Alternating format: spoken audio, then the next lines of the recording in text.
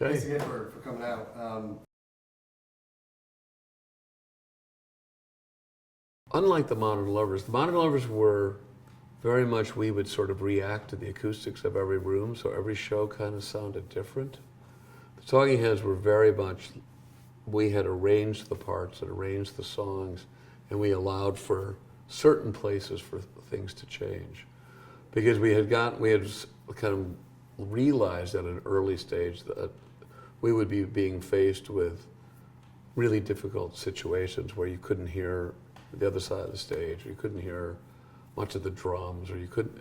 And so, can I play this whole show just hearing a little bit of the vocal and the beat? And we tried to be at that position that we could do that, so that we could handle the sort of mediocre sound systems that we would come in contact with, and so it made us consistent. But of course, there was the growth of just being comfortable and playing the songs over and over again. By '78, you said January of '78? It was December of '78. December of '78. So I think then we had already recorded more songs about buildings and food, and the previous spring. And so we had done we had done the tour for Talking Head '77, and then come around and re-recorded, and then started up to back up that album. So we were pretty well-oiled machine by then. I mean, of the four-piece band, I think it sort of peaked on Fear of Music being the third and final of us just being a four-piece. I think one of the interesting things about Talking Heads was, because of what I said about the lights, about them just being on, is that one could always see everybody clearly on stage. And so there were people, every member of the band you might say their own fans a little bit. And it was not like a show where like they're in the dark part of the time and you're always being directed at the guitar solo or the singer or something that's happening. It was always like, I can look at whatever I want, or I can sit back and watch it all sort of as a tableau. And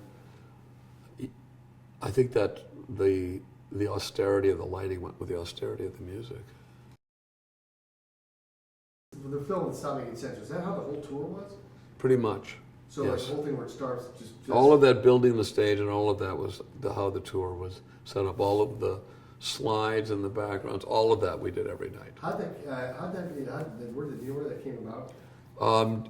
David, it was largely David's creation. He worked with, I think, someone who did staging in New York, and I had a few suggestions for it that were incorporated, but it was a building. The tour before that, we had started a little bit of that sense of starting with David playing solo and building the band. And in fact, even the first time we had the larger band after Remain in Light, we played the Heat Wave Festival that actually I think a lot of people from Cleveland went to. It was up in Toronto. And so we did the beginning of the show as a four-piece, and then we said, well, we've changed. We're not exactly the way we used to be. And then the whole band came on. And there was something really thrilling and exciting about that. And then suddenly there was just this enlarged, presence, enlarged sound. So we kind of, over a couple of tours, we sort of built on that concept, and Stop Making Sense was the finale of that.